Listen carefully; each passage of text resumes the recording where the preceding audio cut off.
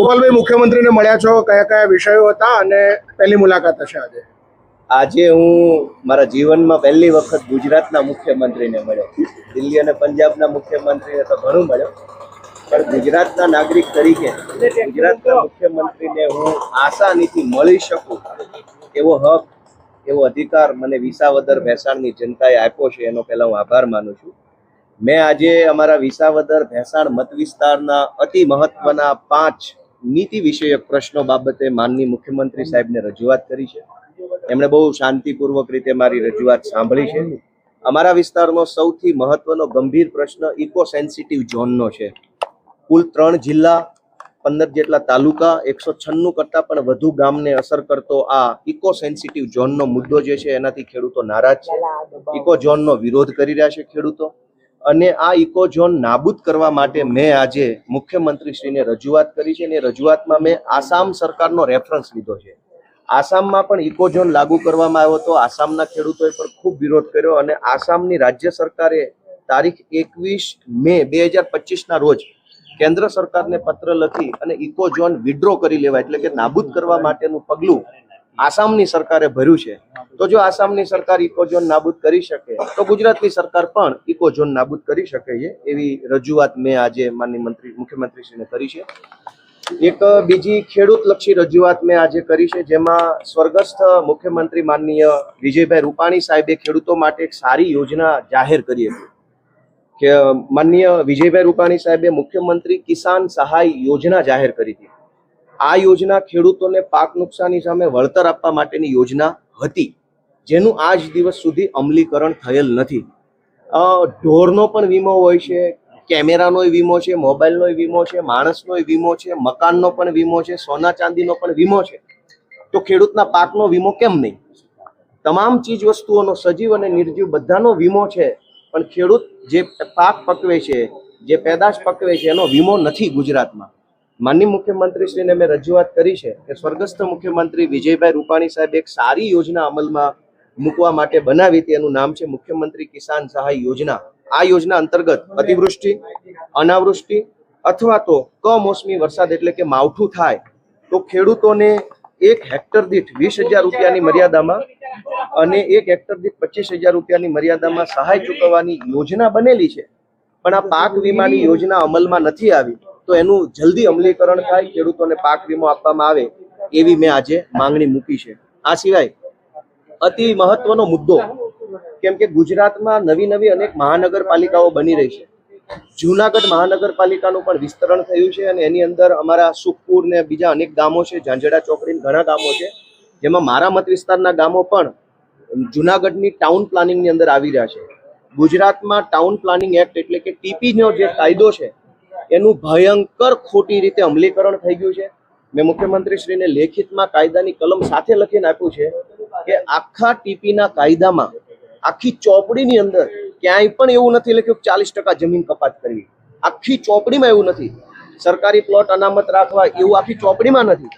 જ્યારે town planning એક્ટની આખી ચોપડીમાં 40% જમીન કપાત કરવા અંગે કે જમીન સરકાર પાસે લઈ લેવા માટે, સેલેબલ પ્લોટ લઈ લેવા માટે આવું કશું જ આખી ચોપડીમાં નથી, છતાંય આખા ગુજરાતમાં જ્યાં જ્યાં ટાઉન પ્લાનિંગ થાય છે ત્યાં 40% જમીન કાપી લઈ અને એનો વેપાર કરવાની જે આખી ખોટી પ્રથા અમલમાં મૂકી છે, એની સામે મેં મુખ્યમંત્રીશ્રીને રજૂઆત કરી છે કે ભાઈ આ ટીપીમાં જે 40% જમીન કાપી લેવામાં આવે છે એ ગેરકાયદેસરનું કૃત્ય છે. ટીપીના કાયદાનું વ્યાજબી અમલ નથી થતો, યોગ્ય અમલ નથી થતો. એટલે તમે જુઓ, ગુજરાતના તમામ મોટા શહેરોમાં ચોમાસામાં પાણી ભરાઈ જાય છે, ગટરો ઉભરાઈ જાય છે, ટ્રાફિક અને પાર્કિંગની સમસ્યા થાય છે. વર્ષો સુધી જે ટીપી ડ્રાફ્ટ ટીપી હોય એનું ફાઇનલ ટીપી બનતી નથી, એનું ફાઇનલ અમલીકરણ નથી થતું. અલગ અલગ જગ્યાએ ખેડૂતની મૂળ જમીનો એના કરતાં કોઈ અલગ જગ્યાએ ફાઇનલ પ્લોટ ફાળવવામાં આવે છે. વર્ષો સુધી કોર્ટ કેસ ચાલે છે. તો ટાઉન પ્લાનિંગ એક્ટમાં બહુ જ મોટા પાયે ગડબડ ગોટાળો હાલે છે. એના કાયદાનું ખોટું અર્થઘટન કરી જાણે કે ટાઉન પ્લાનિંગ એક્ટ 40% જમીન કાપી અને વેચવાનો ધંધો હોય એવી રીતે આખું કામ થઈ રહ્યું છે. વાસ્તવમાં ટીપી એક્ટ બન્યો તો એ જનતાની સુખાકારી માટે બન્યો છે, પણ અત્યારે ટીપી એક્ટનું પાલન માત્ર 40% જમીન કાપી લઉં, એને વેચીને રૂપિયા બનાવું એટલા પૂરતો જેનો અમલ થાય છે. મેં મુખ્યમંત્રીશ્રીને રજૂઆત કરી છે કે ટીપીના કાયદાનું યોગ્ય અમલીકરણ કરવામાં આવે. આ સિવાય એક અતિ મહત્વનો, ખૂબ જરૂરી વિષય મેં મુખ્યમંત્રીશ્રીના ધ્યાને મૂક્યો છે કે ગુજરાતમાં રિન્યુએબલ એનર્જી બિન પરંપરાગત ઉર્જાનું ઉત્પાદન વધી રહ્યું છે. સોલાર ફાર્મ અને વિન્ડ ફાર્મ પવનચક્કીઓની સંખ્યા ખૂબ મોટા પાયે વધી રહી છે. પરંતુ આ સોલાર ફાર્મ અને પવનચક્કીઓ ઉપર કોઈ પણ પ્રકારનો મિલકત વેરો લેવામાં આવતો નથી. કોઈ જમાનામાં નવા મોબાઈલ આવ્યા અને મોબાઈલના ટાવર આવ્યા ત્યારે મોબાઈલના ટાવર ઉપર પણ મિલકત વેરો લેવામાં આવતો ન હતો.